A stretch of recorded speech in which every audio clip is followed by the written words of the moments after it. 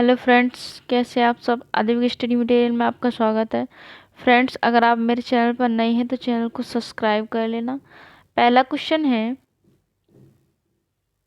गंगा नदी उत्तर प्रदेश में किस जनपद से प्रवेश करती है। जो गंगा नदी है वो उत्तर प्रदेश में प्रवेश करती है, तो किस जनपद से, किस जिले से प्रवेश करती है। तो इसका जो राइट आंसर है वो क्या होगा, बिजनौर, मेरठ, ठीक है, सहारनपुर, जेपी नगर। तो जो गंगा नदी है उत्तर प्रदेश में प्रवेश करती है वो किस जनपद से प्रवेश करती है, बिजनौर से। किससे प्रवेश करती है, बिजनौर से। जो गंगा नदी है उत्तर प्रदेश में 28 जिलों से होकर गुजरती है। कितने कितने जिलों से होकर गुजरती है, तो 28 जिलों से होकर गंगा नदी उत्तर प्रदेश से गुजरती है। और जो यमुना नदी है, ठीक है, जो यमुना नदी है वो उत्तर प्रदेश में 19 जिलों से होकर गुजरती है। कितने जिलों से होकर, 19 जिलों से होकर गुजरती है। गंगा नदी की बात कर लें तो जो 28 जिलों से होकर गुजरती है। प्रयागराज, वाराणसी, कानपुर, कन्नौज, मिर्ज़ापुर, गाज़ियाबाद, बलिया और भी जो 28 ज़िले हैं उनसे होकर के गंगा नदी उत्तर प्रदेश से गुजरती है। ठीक है, जो गंगा नदी है या प्रयागराज का जो त्रिवेणी संगम है वहाँ पर जाकर के गंगा या यमुना नदियाँ दोनों मिलती हैं। कहाँ पर मिलती हैं, प्रयागराज के त्रिवेणी संगम में। गंगा नदी और यमुना नदी दोनों कहाँ पर मिलती हैं, प्रयागराज के त्रिवेणी संगम में जाकर के। तो इसका जो राइट आंसर है वो क्या हो जाएगा, ऑप्शन नंबर ए इसका राइट आंसर हो जाएगा। ठीक है, 2008 में, नवंबर 2008 में, कब, नवंबर 2008 में उत्तर प्रदेश गंगा नदी उत्तर प्रदेश के 28 जिलों से होकर गुजरती है। कितने जिलों से होकर गुजरती है, 28 जिलों से होकर गुजरती है। यमुना नदी की बात कर लें तो वो कितने जिलों से होकर गुजरती है, 19 जिलों से होकर गुजरती है। नवंबर 2008 में गंगा नदी को भारत सरकार द्वारा भारत की राष्ट्रीय नदी घोषित किया गया। कब किया गया है, नवंबर 2008 में। ठीक है, नवंबर 2008 में गंगा नदी को क्या घोषित किया गया, भारत सरकार द्वारा भारत की राष्ट्रीय नदी घोषित किया गया। क्या किया गया, भारत की राष्ट्रीय नदी कब घोषित किया गया गंगा को, तो नवंबर 2008 में। ठीक है, भारत सरकार द्वारा। फ्रेंड्स, अगर आपने मेरे चैनल को सब्सक्राइब नहीं किया है तो सब्सक्राइब ज़रूर कर लेना। उत्तर प्रदेश वन निगम कब स्थापित किया गया। जो उत्तर प्रदेश वन निगम है वो कब स्थापित किया गया था, ऑप्शन नंबर ए 25 नवंबर 1974, ऑप्शन नंबर बी 25 नवंबर 1975, ऑप्शन नंबर सी जो है 25 नवंबर 1976, डी है 25 नवंबर 1977। तो इसका जो राइट आंसर है वो क्या हो जाएगा, इस जो उत्तर प्रदेश में वन निगम की स्थापना हुई थी वो कब हुई थी, 25 नवंबर 1974 को। कब हुई थी, 25 नवंबर 1974 को। तो यही आपका क्या हो जाएगा, ऑप्शन नंबर ए आपका राइट आंसर हो जाएगा। जो ऑप्शन नंबर ए है, 25 नवंबर 1974 को उत्तर प्रदेश में वन निगम की स्थापना की गई थी। इसके मुख्यालय की बात करें, उत्तर प्रदेश वन निगम के मुख्यालय की बात करें तो इसका जो मुख्यालय है वो कहाँ पर है, लखनऊ में है। इसका जो मुख्यालय है वो कहाँ पर है, तो लखनऊ में है। तो इसका जो राइट आंसर है वो क्या हो जाएगा, ऑप्शन नंबर ए आपका राइट आंसर हो जाएगा। अगला क्वेश्चन है, निम्नलिखित में से कौन सा रामसर स्थल उत्तर प्रदेश में स्थित नहीं है। कौन सा रामसर स्थल है जो उत्तर प्रदेश में स्थित नहीं है, सुर सरोवर, समसपुर पक्षी अभयारण्य, सरसई नावर झील या फिर सुरिनसर मानसर झील है। तो कौन सा रामसर स्थल है जो उत्तर प्रदेश में नहीं है, तो उत्तर प्रदेश में कौन सा नहीं है, पहला देख लेते हैं, सुर सरोवर। ये कहाँ पर है, आगरा में है। ठीक है, ये कहाँ पर है, आगरा में है। इसकी स्थापना कब हुई थी, 2020 में। सॉरी, इसको रामसर स्थल में कब जोड़ा गया था, 2020 में। जो समसपुर पक्षी अभयारण्य है ये कहाँ पर है, तो रायबरेली में। ये भी उत्तर प्रदेश के रायबरेली में है।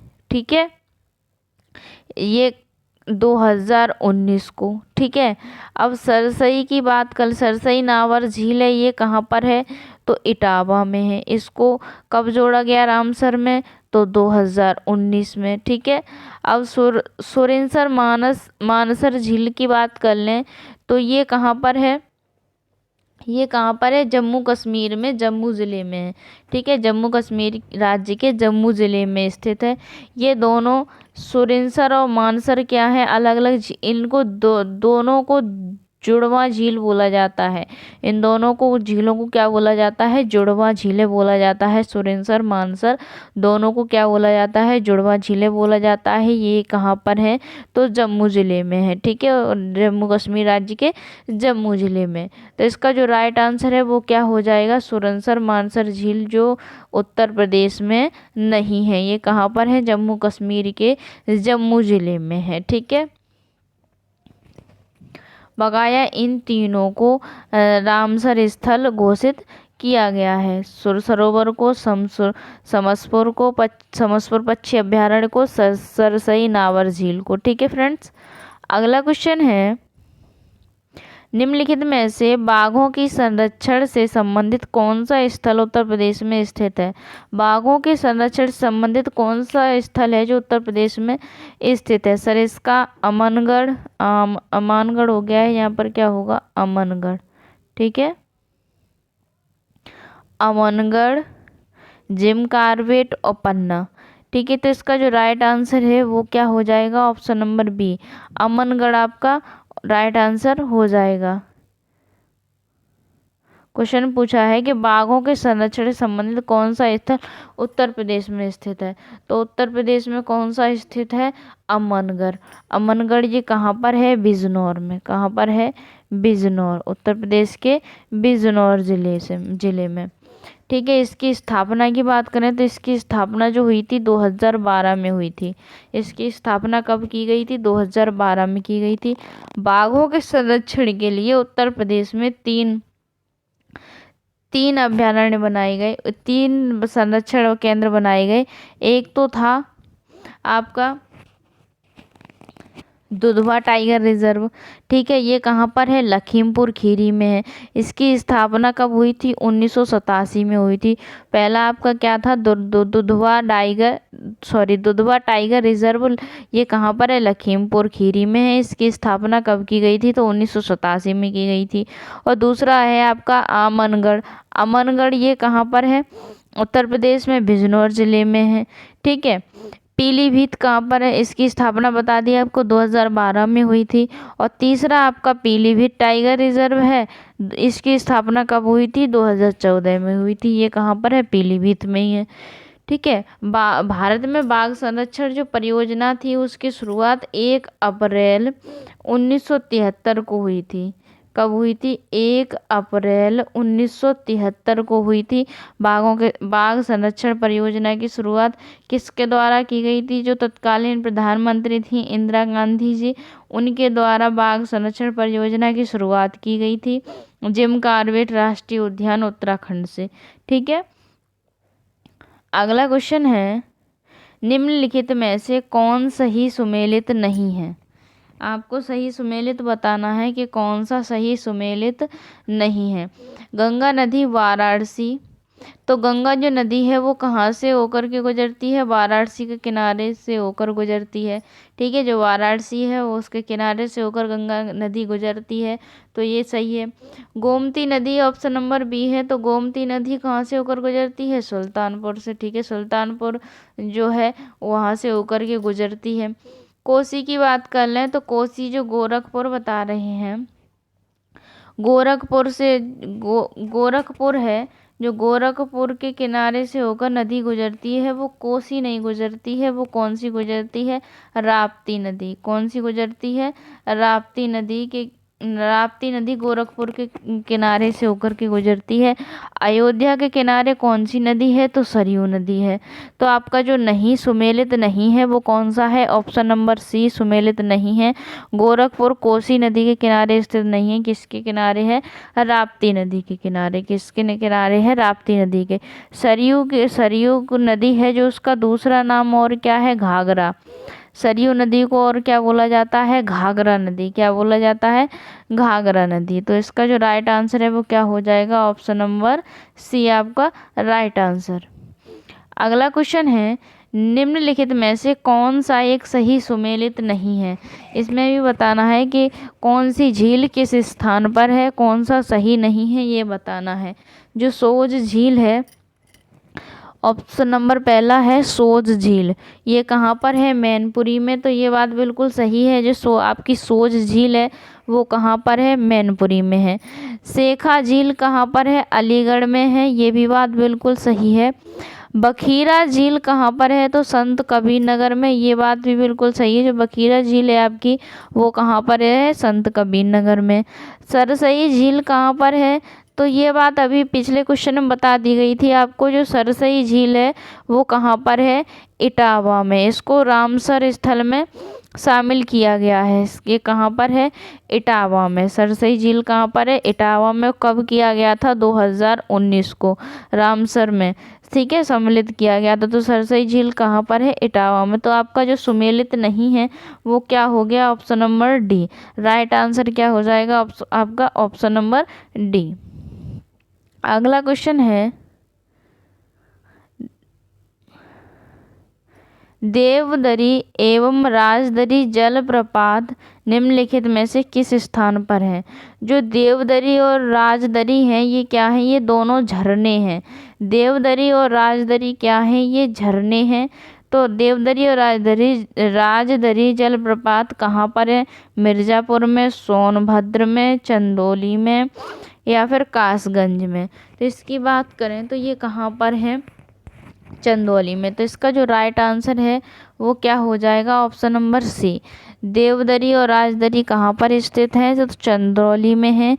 जो इंद्रपुर वन्यजीव अभयारण्य में राजदरी और देवदरी दोनों क्या हैं, ये झरने हैं।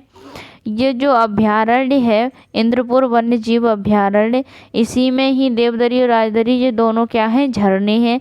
और ये कहाँ पर है, चंदौली में है। इंद्रपुर वन्य जीव जो अभयारण्य है ये किसके लिए स्थापित किया गया था, तो एशियाई शेरों के लिए स्थापित किया गया था, ठीक है। तो इसका जो राइट आंसर है वो क्या है, ऑप्शन नंबर सी है। अगला क्वेश्चन है, निम्नलिखित में से किस नदी का जल ग्रहण क्षेत्र सर्वाधिक है। किस नदी का जल ग्रहण क्षेत्र सर्वाधिक है, महानंदा का, सोन का, रामगंगा का, या गंडक का। तो इसका जो राइट आंसर है वो क्या है, ऑप्शन नंबर बी, सोन, ठीक है। जो आपकी सोन नदी है ये कहाँ से निकलती है, तो ये अमरकंटक की पहाड़ी के सोसा कुंड नामक स्थान से निकलकर, जो सोन नदी है आपकी ये कहाँ से निकलती है, फिर दोबारा से सुन लीजिए। जो सोन नदी है, क्वेश्चन ने पूछा है किस नदी का जल संग्रहण क्षेत्र सर्वाधिक है, तो सोन नदी का है सर्वाधिक। जो जल संग्रहण क्षेत्र है वो किस नदी का है, सोन नदी का है। और सोन नदी जो निकलती है वो अमरकंटक पहाड़ी के सोसा कुंड नामक स्थान से निकलकर मध्य प्रदेश से होती हुई उत्तर प्रदेश के सोनभद्र जिले से गुजरती हुई बिहार के पटना के निकट गंगा से मिल जाती है, ठीक है। दोबारा से सुनना, सोम नदी अमरकंटक पहाड़ी के सोसा कुंड से निकलती है, मध्य प्रदेश उत्तर प्रदेश के सोनभद्र जिले से होती हुई बिहार में पटना के निकट गंगा में जाकर के मिल जाती है, जो सोन नदी है आपकी, ठीक है। अगला क्वेश्चन है, निम्नलिखित में से कौन सा युग्म सुमेलित नहीं है। इसमें ही बताना है जो नगर या कस्बा है वहाँ से कौन सी नदी गुजरती है, कौन सा सुमेलित नहीं है, ठीक है। बिठूर पहला है आपका, बिठूर, ऑप्शन नंबर ए क्या है आपका, बिठूर। बिठूर ये पहला ऑप्शन आपका सही है। जो बिठूर है वो गंगा वहाँ से निकलती है बिठूर से, ठीक है। गोरखपुर है वो बात बिल्कुल सही है, गोरखपुर से राप्ती नदी गुजरती है। जौनपुर से सही नहीं गुजरती है, कौन सी गुजरती है, गोमती नदी। कौन सी गुजरती है, गोमती नदी। जौनपुर जो है गोमती नदी के किनारे बसा हुआ नगर है, ठीक है। कौशाम्बी है वो यमुना के किनारे है। ये बात बिल्कुल सही है। तो कौन सा सुमेलित नहीं है? ऑप्शन नंबर सी आपका सुमेलित नहीं है, यही आपका राइट आंसर हो जाएगा। ठीक है फ्रेंड्स, अगला क्वेश्चन है, अगला क्वेश्चन है, शेखा झील के नाम से एक नया राष्ट्रीय पक्षी विहार का विकास किया जा रहा है। जो शेखा झील है उसके नाम से नया राष्ट्रीय पक्षी विहार का विकास किया जा रहा है। तो इसका जो राइट आंसर है वो कहाँ पर है? लखनऊ में, वृंदावन में, अलीगढ़ में, कानपुर में। ठीक है, तो इसका जो राइट आंसर है वो क्या है? अलीगढ़ में। ऑप्शन नंबर सी आपका राइट आंसर है। इसको ताजे पानी की झील बोला जाता है। ठीक है, शेखा झील है जो ताजे पानी की झील है, ताजे पानी की झील। ठीक है, ताजे पानी की झील है। ठीक है, प्रवासी पक्षियों के लिए ये है। ठीक है, अगला क्वेश्चन है, निम्नलिखित में से कौन सा पक्षी अभयारण्य उत्तर प्रदेश में स्थित है? कौन सा पक्षी अभयारण्य है जो उत्तर प्रदेश में स्थित है? ठीक है, कौन सा पक्षी अभयारण्य उत्तर प्रदेश में स्थित है? समसपुर पक्षी अभयारण्य, तो ये कहाँ पर है? ये उत्तर प्रदेश में है, उत्तर प्रदेश में। ठीक है, समसपुर पक्षी अभयारण्य कहाँ पर है? उत्तर प्रदेश में। ये बात सही है। आगे और देख लेते हैं, बेंदांथगल पक्षी अभयारण्य की बात करें तो ये कहाँ पर है? तमिलनाडु में। ठीक है, ये कहाँ पर है? तमिलनाडु में है। घटप्रभा पक्षी अभयारण्य की बात करें तो ये कहाँ पर है? कर्नाटक में। ये कहाँ पर है? कर्नाटक में। जायकवाड़ी पक्षी अभयारण्य की बात करें तो ये कहाँ पर है? महाराष्ट्र में। ये कहाँ पर है? महाराष्ट्र में है। तो ठीक है, क्वेश्चन में क्या पूछा है कि कौन सा पक्षी अभयारण्य उत्तर प्रदेश में स्थित है? तो कौन सा पक्षी अभयारण्य उत्तर प्रदेश में स्थित है? तो समसपुर पक्षी अभयारण्य कहाँ पर स्थित है?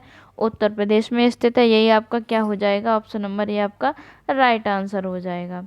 अगला क्वेश्चन है, दुधवा राष्ट्रीय उद्यान हमारे राज्य के निम्न में से किस जिले में स्थित है? जो दुधवा राष्ट्रीय उद्यान है उत्तर प्रदेश के किस जिले में स्थित है? तो जो किस जिले में स्थित है? तो लखीमपुर खीरी आपका राइट आंसर हो जाएगा। जो दुधवा राष्ट्रीय उद्यान है वो किस जिले में स्थित है? उत्तर प्रदेश के लखीमपुर खीरी जिले में स्थित है। ठीक है, तो आपका जो राइट आंसर है वो क्या हो जाएगा? ऑप्शन नंबर ए ही आपका राइट आंसर हो जाएगा। फ्रेंड्स, वीडियो कैसी लगी कमेंट बॉक्स में ज़रूर बताना। आपके 12 में से कितने मार्क्स आए वो भी बताना। और मेरे चैनल को लाइक, शेयर एंड सब्सक्राइब करना। Thank you for watching.